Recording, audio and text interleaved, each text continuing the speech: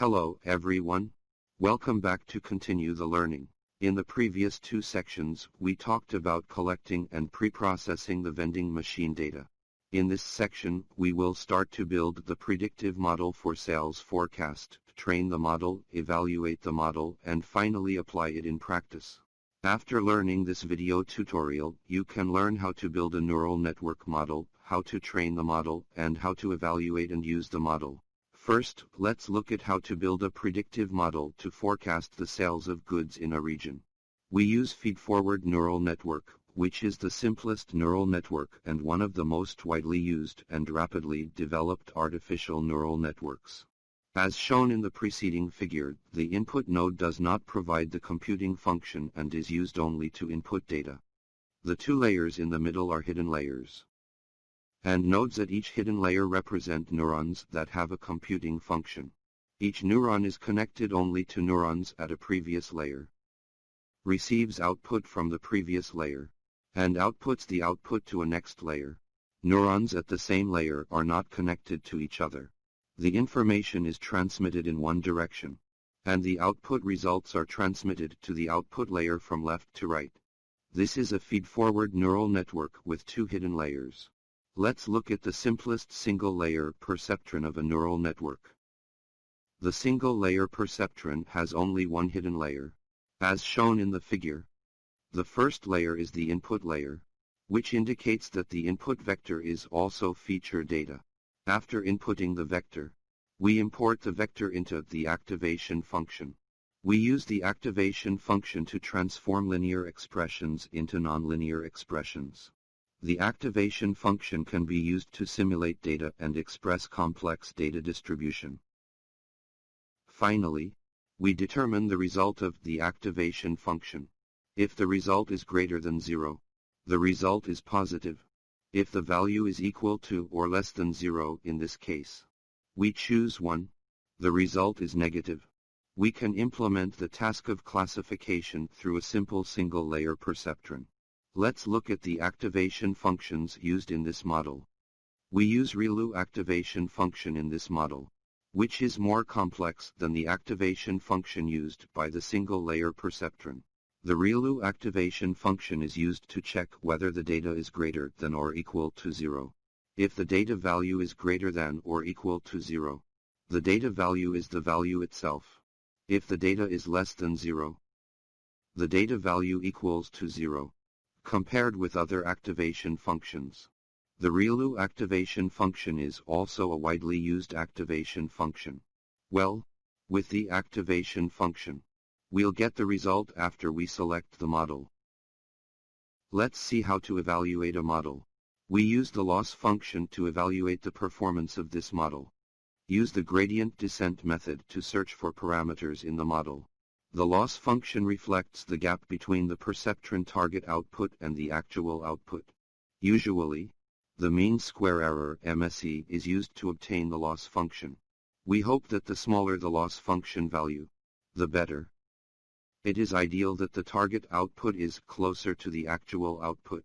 In the process of minimizing the loss function, we use the gradient descent method, because the direction of the gradient vector points to the direction in which the function grows fastest. So it's the direction of the negative gradient. That is, the direction in which the function drops the fastest. The idea of the gradient descent method is to enable the loss function to search in a direction of a negative gradient, and continuously search for and update a parameter of the loss function, so as to finally minimize the loss function and obtain an optimal parameter. To search for these parameters more efficiently, we use an optimizer, which is a gradient descent, an improved version of the algorithm. Often, it encapsulates different gradient descents into an object called an optimizer. The optimizer is used to accelerate the convergence speed of the algorithm, avoid or use a local extremum, and reduce the difficulty in setting parameters manually. For example, the common optimizers for learning rate include the common gradient descent algorithm optimizer, momentum optimizer, Nesterov optimizer, ADAGRAD, and the optimizer used in our model RMSPROP. Okay, Let's look at the code and how to build our neural network model. We use the Keras module in the open source framework TensorFlow to build our neural network. To invoke our model more conveniently in the future, we define a function to construct our model. First, we add a hidden layer. In this hidden layer, we use the ReLU activation function and input all column data in our data to the first layer. Then, add the second layer, which is also the hidden layer. The last layer is the output layer. The OMS Sport Optimizer is used in the model, and the loss function is defined as the MSE loss function. Finally, return to our model, which is part of our definition of the model. Next, let's see how to train the model. Before training a model, we define several hyperparameters. These hyperparameters are manually defined models, which cannot be learned during data learning. We define k is equal to 5. This k indicates the k-fold cross-validation. We used the 5-fold cross-validation when we divided the validation levels. Then we defined the number of iterations as 100, and defined a new list to store our MSE values each time. We then simulate the process of cross-validation. That is, use each of the 5 parts of dataset as a validation dataset one by one. The training sets and validation set are separated. We output the network fee function to enable the model to learn data information. Finally, the MSE obtained each time is saved in a new list that we define. After training the data, we get the MSE. Then, how to evaluate the model? The MSE of the model obtained in each iteration is displayed by using the plot function. In this way, the change trend of the MSE can be better observed. To better understand the number of last iterations, you can obtain the MSE changes of the last 20 iterations. The training set result does not indicate the model performance.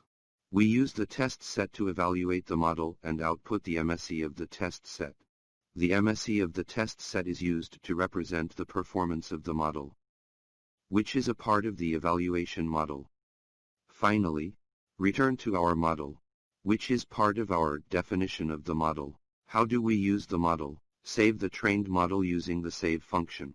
After the model is saved, you need to use the model to predict the sales volume of goods in the region. We will use the actual data. In this experiment, we will use our test set to simulate the actual data. Therefore, we also save the test set as CSV data by using the toCSV function. Before applying a model in practice, you need to import the required package. One is Pandas, and the other is TensorFlow. We need to read the data we want to predict. Call the saved model by using the load model function in Keras model. Then delete the first column. The Predictive function is used to predict data. We can also print the prediction results so that we can apply the model.